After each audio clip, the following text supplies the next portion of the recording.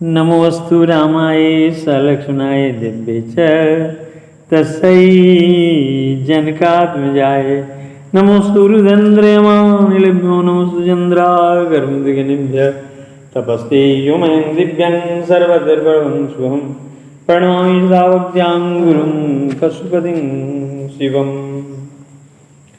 संपूर्ण जगत के संपूर्ण जीवात्माओं, संपूर्ण धर्मों के लोग, हिंदू, मुस्लिम, सिख, ईसाई, पारसी, सभी धर्मों के लोग मेरे सीता माता के स्वरूप हैं। आप सभी के चरणों में मैं सीता माता के रूप जानकर प्रणाम करता हूँ, क्योंकि सभी जीवात्माओं में एक ही ईश्वर का वास है। एक ब्रह्मांड का एक ही मालिक, करोड़ों ब्रह्मांड का एक ही मालिक। और क्यों ना उस मालिक के चरण में नमन किया जाए। हम आपको उत्तरकांड के उस प्रसंग में चलते हैं जहाँ महर्षि जहाँ भगवान ने अयोध्या वासियों को श्री राम गीता सुनाई है। उस प्रसंग के बहुत सारी बातें आपसे करने में और आपको जानने में बहुत ही भक्ति मार्ग में लाभदायक है, जिसे गंभीरता से अगर अपने चरित्र में उतार लिया जाए तो फिर मनुष्य को सब कुछ प्राप्त हो सकता है। बड़े भाग मानुष तनु पावा, सुर दुर्लभ सब ग्रंथ निगावा, साधन धाम मोक्ष कर द्वारा, पाई न जहीं परलोक सवारा। कहते हैं भगवान कि बड़े भाग से मनुष्य शरीर मिला है। सब ग्रंथों ने ही कहा है कि यह शरीर देवताओं को भी दुर्लभ है। यह साधन का धाम और मोक्ष का दरवाजा है। इसे पाकर भी जिसने परलोक न बना लिया, सो परत्र दुख पावई, सिर धूनि धूनि पछिताही, काल ही कर्म ही ईश्वर ही, मिथ्या दोष लगाई। वह परलोक में दुख पाता है, सिर पीट पीट कर पछताता है और अपना दोष न समझकर काल पर, कर्म पर और ईश्वर पर झूठा दोष लगाता है, क्योंकि समय तो चल रहा है और यह शरीर हमेशा परिवर्तन की ओर अग्रसर है। जन्म से बचपन, बचपन से जवानी, जवानी से बुढ़ापा और बुढ़ापा से फिर मृत्यु और फिर मृत्यु के बाद जन्म। कभी रुकता ही नहीं है। आकर 4,84,000 जोनी भ्रमत यह जीव अविनाशी। गोस्वामी जी कहते हैं कि भगवान अयोध्या वासियों को यह ज्ञान दे रहे हैं कि यह अविनाशी जीव 84 लाख जोनियों और 4 खानों में लगातार चक्कर लगाता रहता है, लगाता रहता है, लगाता रहता है, जिसकी चरम सीमा है मनुष्य जोनि, फिर अधोगति को प्राप्त करता है। क्यों न इसे सुधारा जाए सत्संग के द्वारा, भक्ति मार्ग के द्वारा। हम आते हैं अब पुनः शिव पार्वती की चर्चा में, जिसको मैंने कल छोड़ा था। सुख मंगल भवन मंगलारी उमा सहित जय जप पुरारी, मंगल भवन मंगलारी उमा सहित जय जपत पुरारी। कहूँ राम गुण गाथ, भरद्वाज सादर सुनऊँ, भव भंजन रघुनाथ भजु तुलसी निज मान मदर। याज्ञवल्क्य जी कहते हैं कि हे भरद्वाज, मैं श्री रामचंद्र जी के गुणों की कथा कहता हूँ, तुम आदर से सुनो। तुलसीदास जी कहते हैं कि मानो मान और मद को छोड़कर आवागमन को नाश करने वाला श्री रघुनाथ जी को भजो। मंगल भवन मंगलहारी उमा सहित जय जपत पुरारी, मंगल भवन मंगलहारी उमा सहित जय जपत पुरारी। तेहि आश्रम ही मदन जब गयम, निज माया बसंत निर्मय। कुसुमित विविध बिटप बहुरंगा, कूजही कोकिल गुंजही भृंगा। नारद जी का प्रसंग चल रहा है। जब कामदेव उस आश्रम में गया और उसने अपनी माया से वहाँ बसंत ऋतु को उत्पन्न किया। कहाँ? जयदेव ऋषि नारद जी की समाधि लगी थी। कल हम उस बात को आपसे बोले थे। आप उस चर्चा को सुनिए कि कामदेव जब गए तो देखा तो उन्होंने क्या किया, अपनी माया से वहाँ बसंत ऋतु को बुला लिया। तरह तरह के वृक्षों पर रंग बिरंगे फूल खिल गए, उन पर कोयलें कूकने लगी और भौरे गुंजार करने लगे। चली सुहावनी त्रिविध बयारी, काम कृषाणु बढ़ावनिहारी। रंभारिक सुर नारी नवीना, सकल असमसर कला प्रवीणा।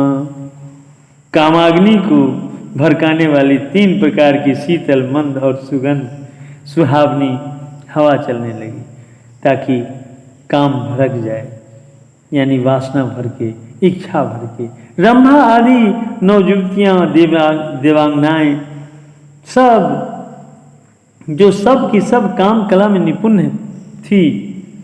करही गान बहु तान तरंगा, बहुविधि क्रीड़ही पानी पतंगा। देखी सहाय मदन हर्षाना, किन्हसी पुनि प्रपंच विधि नाना। वे बहुत प्रकार की तानों की तरंग के साथ गाने लगी और हाथ में गेंद लेकर नाना प्रकार के खेल खेलने लगी।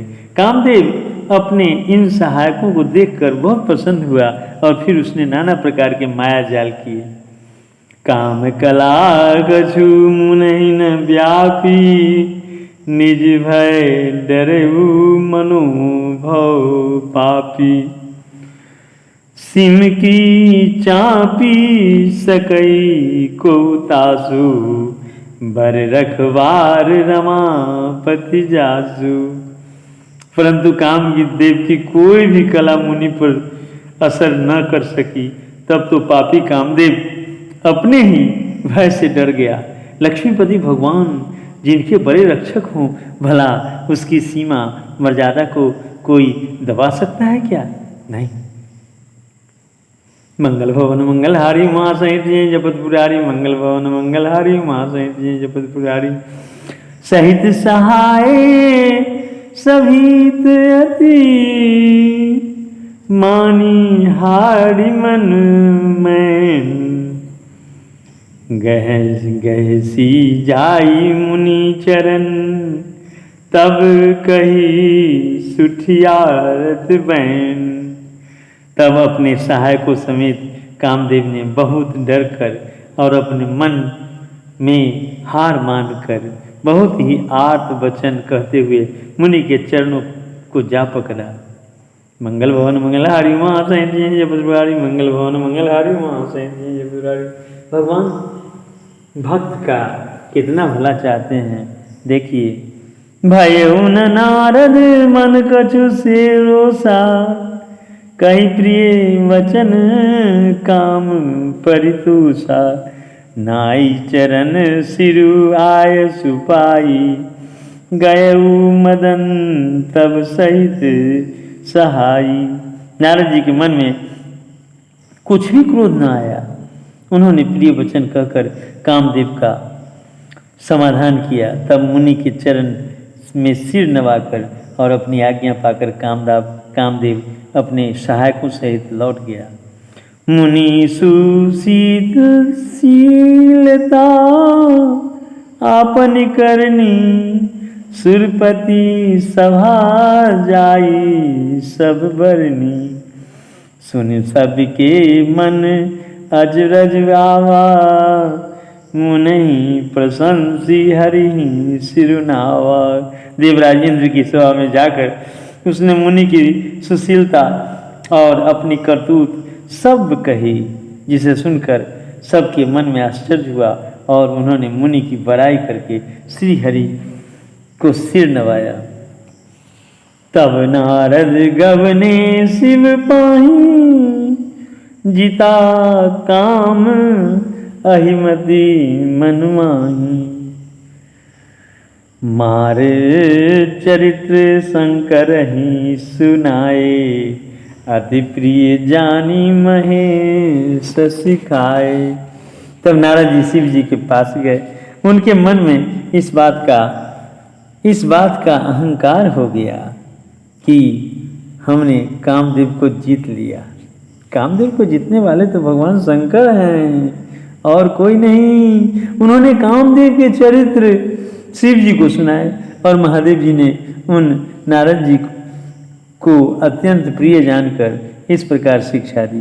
बार बार बिन मऊ मुनि तुही, जिमिय कथा सुनायहु मोही। तिमि जनी हरहि सुनाबहु कबहु, चलहु प्रसंग दुरायहु तब हूँ। भोलेनाथ तो भोलेनाथ है, कहना नहीं है इस भोलेनाथ का।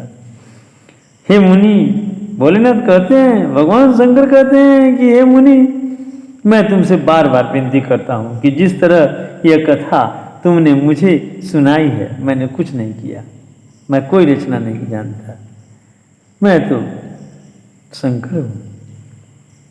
उस तरह भगवान श्री हरि को कभी मत सुनाना। चर्चा भी चले तब भी इसको छिपा जाना। भगवान शंकर का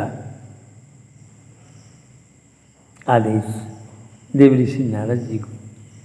लेकिन हुआ क्या, देव ऋषि नारद जी को नहीं रहा गया। शंभु दिन मंगल भवन मंगलहारी महासहित जय जपतपुरारी, मंगल भवन मंगलहारी महासहित जय जपतपुरारी। शंभु दिन उपदेश हित, नहीं नारद ही सुहान। भरद्वाज कौतुक सुनहु, हरि इच्छा बलवान। यद्यपि शिव जी ने यह हित की शिक्षा दी, पर नारद जी को यह अच्छी नहीं लगी। हे भरद्वाज, अब कौतुक तमाशा देखो, सुनो। हरि की इच्छा बड़ी बलवान है, भगवान की इच्छा सबसे बलवान है। मनुष्य की इच्छा तो कुछ है ही नहीं, जो उसके भाग्य में है वही होगा, इच्छा करने से क्या होगा। लेकिन भगवान की रचना अजीबोगरीब है। भाग्य से भोजन, नौकरी चाकरी, किसी का संसर्ग, रहना सहना, स्त्री पुत्र पत्नी, कुछ भी, सब कुछ मिल सकता है, दोस्त, सभा, सारे चीज। लेकिन जो सबसे बड़ा चीज है ईश्वर की प्राप्ति, भगवान की भक्ति, वो इच्छा से होती है, भाग्य से नहीं। याद रखिए, ये इच्छा की चीज है। हम आपको ले चलते हैं, इस प्रसंग को यहीं विराम देते हैं और आपको ले चलते हैं महाभारत की ओर। महाभारत में एक बार भगवान श्री कृष्ण कुंती माता के पास हो। माता कुंती अपने महल में थी। आते आते कहा कि बुआ कुंती, आज तू मुझसे कुछ मांग ले। कुंती माता ने पूछा क्या बात है केशव। भगवान ने कहा कि मैं बड़ा प्रसन्न हुआ, आज तो कुछ मांग ले। कुंती माता ने कहा कि यदि केशव तुम बहुत प्रसन्न हो तो मुझे असह्य पीड़ा दो,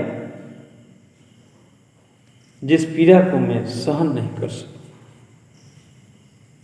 भगवान श्री कृष्ण ने पूछा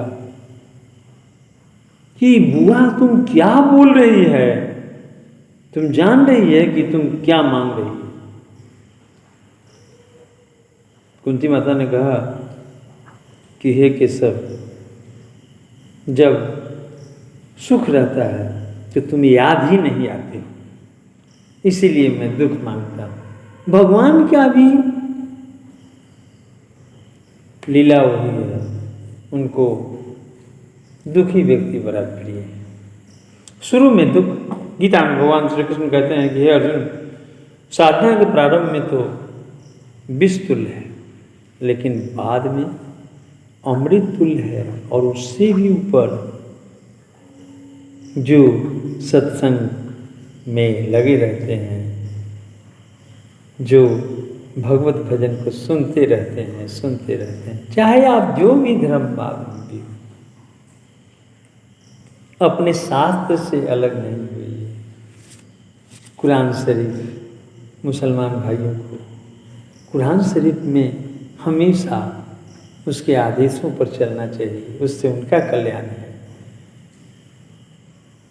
क्रिश्चियन भाइयों, आपका जो बाइबिल है उसके आदेशों पर चलिए, उससे आपका कल्याण है। और श्री रामचरितमानस का जो मानव धर्म है, जिसको मैं बार बार कहते रहता हूँ, जो धर्म सभी धर्मों से, हिंदू धर्म से, मुस्लिम धर्म से, सिख धर्म से, क्रिश्चियन धर्म से, पारसी धर्म से, सबों से ऊपर है मानव धर्म, उसका पालन कीजिए, आपका कल्याण होगा। मेरी इच्छा यही है कि विश्व का कल्याण हो।